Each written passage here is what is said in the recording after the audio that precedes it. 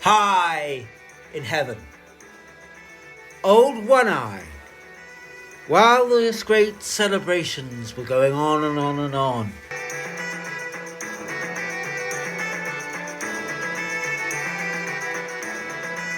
was sitting there rubbing his one eye. You see, as he did when there was always some celebration in heaven, he would go up and climb the one tree, the great yew that held the worlds together, and spy upon the Norns. And he saw that they had loaded up, ready to weave, either one skein full of threads, blue and golden, that seemed to go on and on for so long, or one short black skein of fate, full of dark themes. So he knew that he stood at one of those cusps, for only one of those skeins could be on the looms, there, up on the high fates. And he rubbed his eyes and looked at this, the greatest of celebrations, for bright Balder, Balder the beautiful, Balder the beloved, Balder who all must love, who all the Valkyries looked at with both their eyes, was getting married to Idun. Idun, she who had been born at the time of the Vain War, when a strange light had infused all of heaven. She who was practically vain, for with her fairy ways and her green robes, she had brought a beauty to heaven. And she had built such a garden, and in that garden she grew the golden apples that she alone could grow. Men said that it was given to her by her mother's power, by some deep old power of earth. And the golden apples of the gods kept the gods young. For gods are immortal by themselves, but would wither away without those apples. And so it was, even the most besotted Valkyrie had to admit that Balder has found somebody worthy of him. Probably. And Odin had built them a great house there in the orchard, and they settled down and kept their garden. And their garden was bright and glorious, for Balder, as well as being truly loved, was the god of sunlight, and sunlight filled the garden. But after some time married, Balder started to think of his old life and all those who truly loved him. And he would go of an afternoon outside the garden, and he would sing. And coming from their various places, the Valkyrie and many other goddesses would come and listen.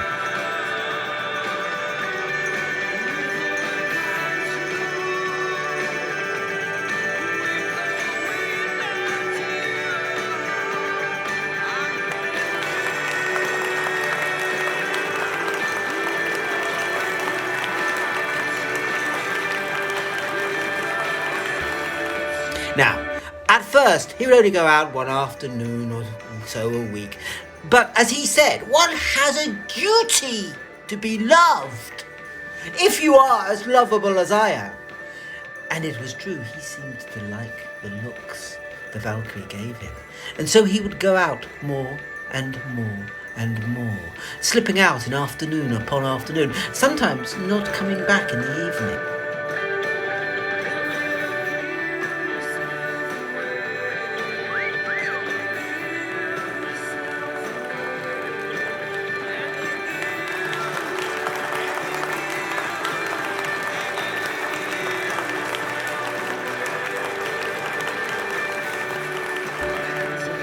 Idun, in her garden, at first was content.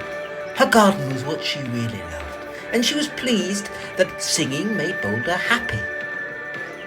But a wise man once said, "It is not the fact that everybody loves your husband that will drive a wife to distraction. It is how the husband reacted." And so while at first she loved the fact that everybody seemed to love Balder, that he would go somewhere after a while, singing his songs he said were love songs for her, so beautiful, so songs. He would go then amongst the Valkyrie, and they would flock to him, And she loved the fact she would look at them and their love for him, and feel in that love her own love reflected. But when he started to openly court it, when he started to not come home, although, as he would say to her in the morning when he came back, "I have been totally faithful to you, you do not worry, I am immaculate," and she didn't doubt it. But still, he was away, and away and away more often. And she became more isolated in her garden. She couldn't face the feasts of the gods, because all the Valkyrie would flock round Balder, and he would sing them such songs, and they would look at him with great loving eyes. She would only send her apples to the feast, and say, "I will come in time." And Balder would look in on her, and check that everything was all right once a week or so. But she went her way, and he went his. Now one day, Idun was sitting in her garden, thinking how beautiful it once was, for without Balder some of the light was gone, and the apples had weeds around their roots, and she knew it was her task, and hers alone to weed them. But somehow, as the gods never seemed to thank her, the task seemed empty. Suddenly, from the corner of her eye, for she was standing by the gates of her garden, she saw bright Bifrost. And she thought to herself, "Well, do you know something? I have never gone down Bifrost. I have never gone into the worlds of men. I ought to try it one time. I might find somebody there who doesn't love Balder. That would be a blessing." And so, unnoticed by the gods, she crept down Bifrost. And she came to the bottom. And at the bottom, she saw a little wizened old man. And she felt she ought to know that wizened old man, and certainly he knew her, for he turned to her and said, "Idun, this is a surprise. What are you doing this way?" And Idun said, "I'm trying to find somebody who doesn't love my husband." The old man laughed and said, "Well, you found one already. I am that man. I am afraid I do not love Balder, for I cannot love somebody who is so universally loved. Perhaps you are the same?" Idun smiled and said, "No, I love him. It's just I wish he wasn't so lovable. And he didn't relish in everybody loving him. He's egregious." And the old man smiled and said, "And what have you come down to find?" "Well, I would find a lover. He must be handsome," Idun added, just in case the old man volunteered, for he had sharp teeth and wizened skin. A young man who might love me for myself alone, and see no other woman. Is that so unreasonable?" The old man said, "No, not at all, not a bit of it, my dear. I might know of such a man." "What?" "Well, he's a giant. He lives in the far east, where the kingdom of the Aesir borders the Vanes, and perhaps once he was a furbolg, but he has been our people for a long time." "And is he a giant? Is he horrible?" "Oh, no. He's called Thrassi. He lives by himself in some great Gothic castle he built. And he is a bit strange. You might not like him. He listens to weird music and has skulls for jewels. Not once I say that he has killed people. He's not like Thor. No, he just makes skulls out of silver. And he lives all by himself. And I know he longs to have a wife, but to be honest, he's a bit tongue-tied. I'm sure he would make an excellent husband." And Idun smiled and said, "Oh, he sounds quite lovable. Can you take me there? I can have a look." And the old man stepped like a god to the uttermost east, and Idun, like a goddess, followed her. And as she came to the easternmost castle, she realised who she was with, and said, "Loki, it has been a long time." And he smiled and said, "Yes, I knew I'd give myself away with this. You have a bad reputation. I know, but in this I am honest, for I share your feelings about your husband. He is too lovable."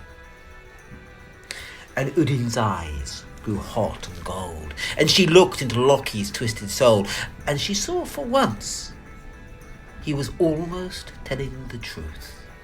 And she said, "All right, I'll trust you. I can see the way home. I am a goddess. I can go back to heaven if I must. I'll go and see your giant." And Loki said, "But don't worry, my dear. In case you do not like him or you get into difficulty, he is a giant. I will stay here. And when and if you are happy, can you give me a sign?" And Idun said, "Yes. I'll take that room in the castle." And she pointed, for before them there was a great and craggy castle, and it was indeed full of ornaments, and some of the towers made like skulls. It was macabre and a little bit tasteless. But there you go. Takes all sorts, Idun thought. I will go up to that skull up there, that tower thing, and I'll light a lamp if I'm happy. And I, seeing that, will go, said Loki. So Idun went into the halls of Thrazi, and it was empty. And she came at last to his great throne room, and here he was sitting all alone, a great giant, dressed head to foot in slightly shabby black.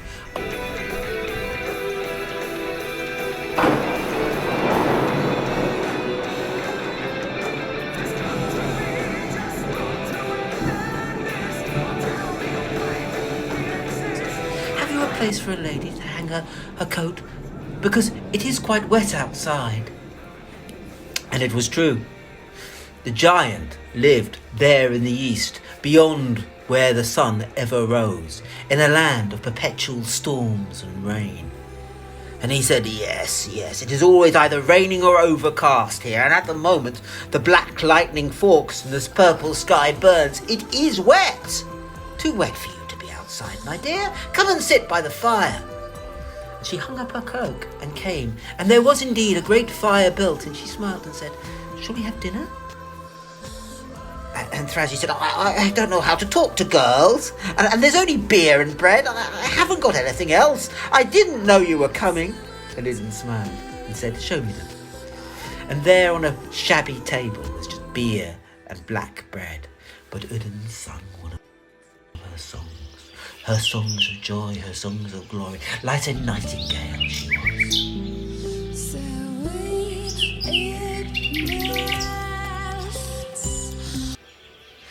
And the bread and beer became a great feast, and she gave it then to Thrazi, and Thrazi laughed, and he was normally very shy, but she talked to him about his loves. "Well, I like this kind of music.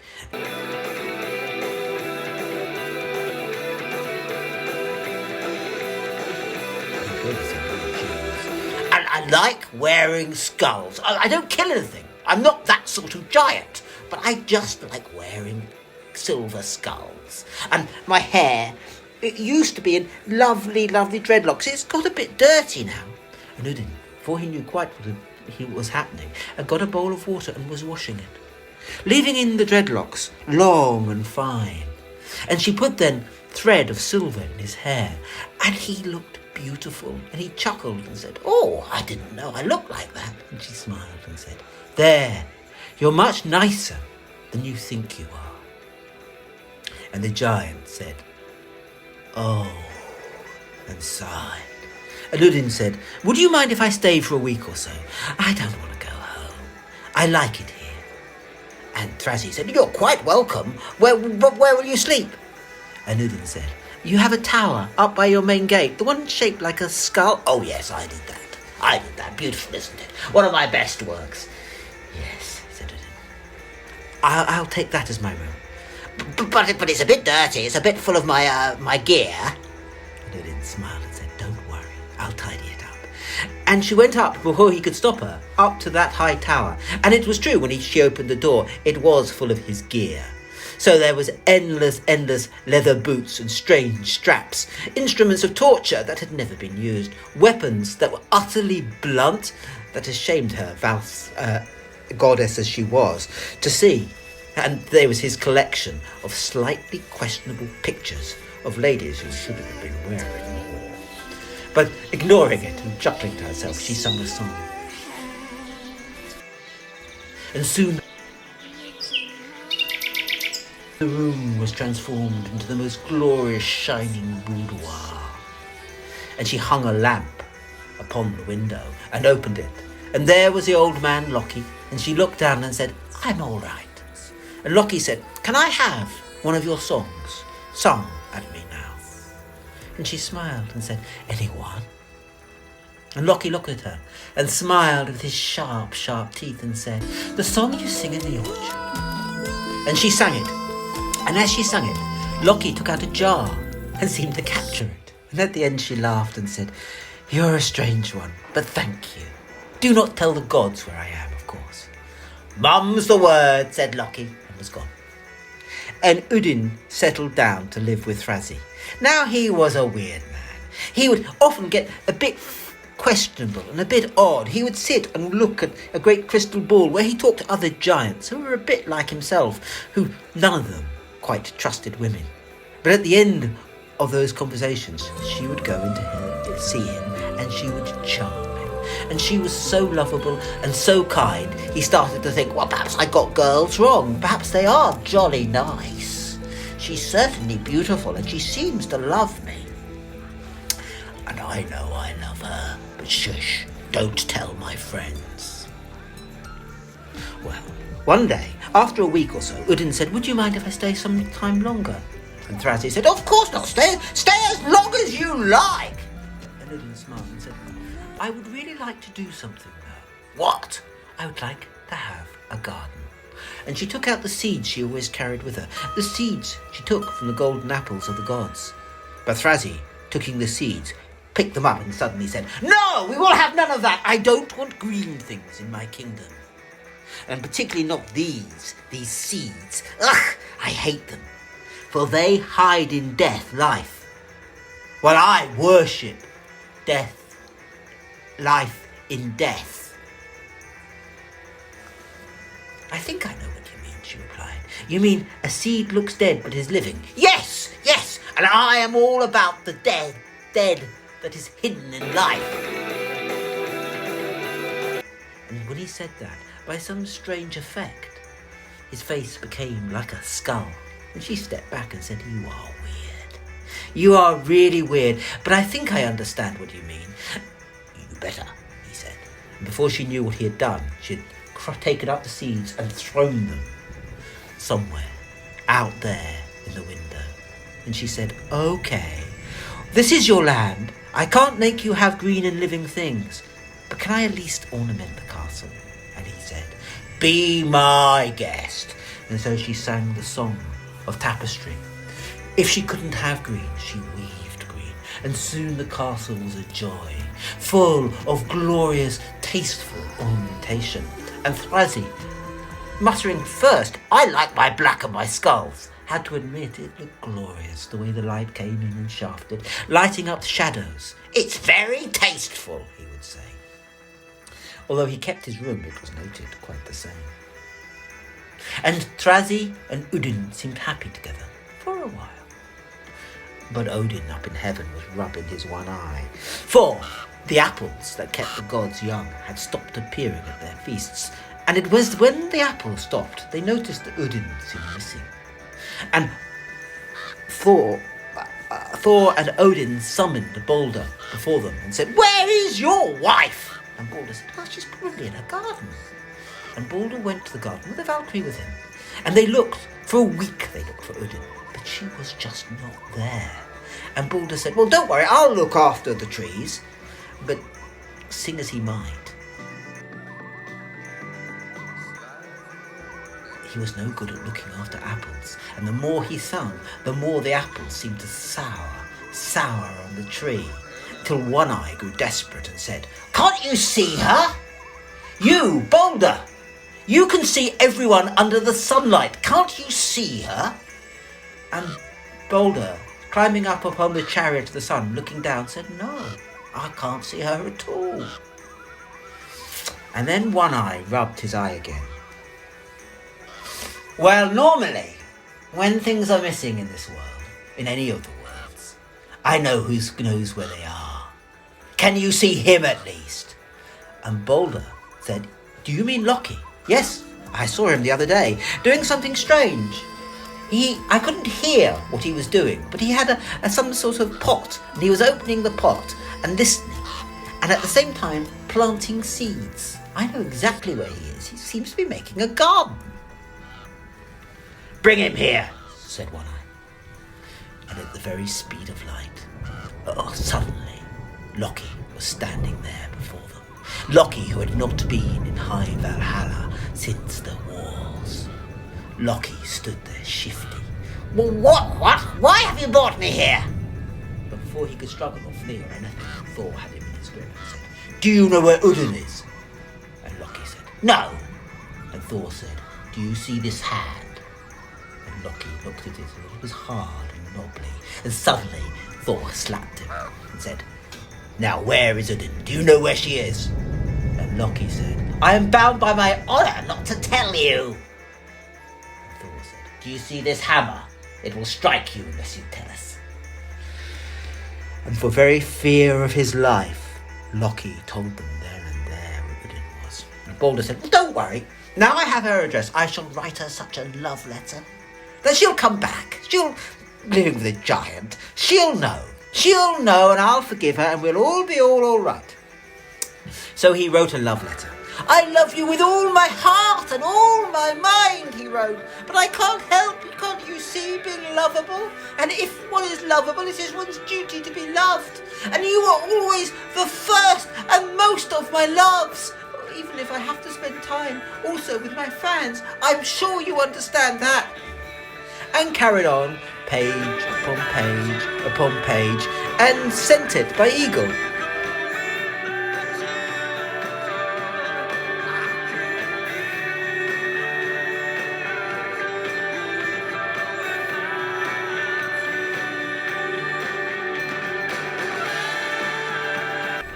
To Idun, who received it there in her high tower, and when she read it, she could only say, twat, and threw the letter in the fire. And when there was no reply, Balder grew desperate. So, getting the address from Loki, who they had kept there in heaven, he slipped down into the uttermost east of the world. And coming one day under her tower, he sang a song he hoped of beauty, of joy, of glory, of love in heaven. But Idun heard that with wonder.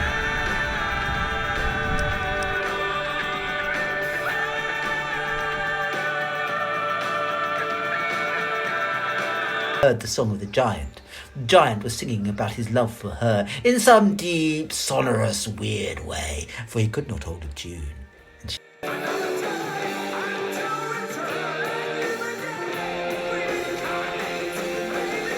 smiled and said to Balder, no thanks, my dear, for I love somebody who only loves me, who has no eyes or any Valkyrie. And Balder went back frustrated to heaven. And then Loki, smiling, said, I have a plan. And One Eye looked at him and said, all right, we're desperate enough. What is your plan? Balder must come with me and then he will see, said Loki. So Balder and Loki went back to the castle in the uttermost east. And as they came down, Loki changed Balder. So he was the living image of Freya herself, the goddess of love. And he was so lovable. He was an utterly voluptuous and totally gorgeous. And he said, now go and make love to the giant, said Loki. And that will be enough. And Balder said, but I'm a boy and you've dressed me as a girl. I've done more than that. I've changed you into a girl. Now go and make love to that giant. It is your only hope to get your wife back. And so Balder, a little ashamed, but then growing in the role, for love is love when all is said and done, minced, there is no other word for the way he walked, minced into the giant's halls. And Thrazi, seeing Balder, eyes looked upon him with love. And it was true, he loved Idun spiritually. He loved her, but he couldn't touch her. He couldn't do anything about their love, for she seemed to him to be some bright spirit. But here was something else. Here was a woman indeed. A woman from his pictures, a woman from his fantasy, and confident now in his easy charm and ready words. Soon he had her sitting on her lip, sitting on his lap, and soon he had his arms about her, and soon she was snuggling up against him, and just as they clinched for that lover's embrace, Idun, prompted by who knows what, came down. And when she saw the giant making love to this beautiful blonde woman, she stormed in fury and hatred back up to her tower. And there, sitting on the ledge of her window, she saw a falcon, and she smiled and said, "I thought that might be your doing, even when I saw it. But you are right, Loki," for it was Loki. "Thrazi was like all the rest, all the other men. Whatever shall I do?" And Loki said, "Well, you could go back to heaven and see if Balder will change. You never know. Old One-Eye, it wants to have words with him about loving a wife." And Odin sighed and said, "All right. But I cannot easily escape here, for I have taken root with this giant, and he won't let me escape, because he loves me." But can't I just take you back to heaven?" "Not as I am. No, and he will capture you if you fly as a falcon, for he flies fast. I'll tell you what, I will turn myself into a seed, for he hates seeds, and he will not strike you if you are carrying one." And so it was, Idun changed herself into an apple seed. And wondering, Loki picked up the seed and flew like a falcon that flies as fast as thought up to heaven. But even though he had Balder the Beautiful on his knee and he was starting to make love to her, when he felt Idun leave the castle, for Thrazi it was like his soul had very left, and suddenly he stood up in shame. And he looked and he saw the falcon fly, and he said, "That must be where she is!" He turned himself into an eagle and flew after the falcon, hard and fast. Now falcons fly fast, but eagles fly faster. And 3 times he came up upon them and was almost going to strike Loki down. And suddenly he saw that Loki held in his great claw a seed, a beautiful seed, a perfect seed. And Thrazi could not strike for his fear of living things. And Loki flew as falcon down to heaven, through a great stack of smoke, down through a flame. But a falcon flies fast enough through flame that it can fly through it. And the eagle, well, that was Thrazi following hard after, was caught in the burn that One-Eye in his cunning had set there in heaven, knowing how Loki would return. And the eagle ignited, and Thrazi burned there upon the bright fields of Gladsea. And Loki took the seed and planted it in the orchard. And shamefaced, and back in the guise of a boy, Balder came home. And One-Eye said, "Now, your wife is growing in her orchard. No doubt she will come to you in spring. But I want to have words with you, my son. You cannot treat a wife as you have treated Idun." But I've always been faithful, father." "You've been faithful body in your body, but in your eyes and your mind you have misbehaved, my son." And so One-Eye scolded Balder. And so Balder, who liked being loved and hated being hated, went to the garden, and he tended them with the seed that was Idun, his wife. And when she stepped out at last in spring, beautiful and glorious, he was there to greet her. And he greeted her indeed. And they stayed forever together, happy in that great garden of the gods. But One-Eye looked at the burnt patch where the giant had been and wondered what it meant. Climbing up at last, he went to see the Norns. And the Norns were just about to load up a skein of fate. And Odin watched. But as Odin watched, he felt something was not quite right with the world. For it was true. When the apple tree of Idun had grown and become a woman, there in Middle-earth, Loki had picked the first apple, the golden apple of the gods that was making him young. And so little Odin, in trepidation, watched the Norns. And they loaded up a scion of fate.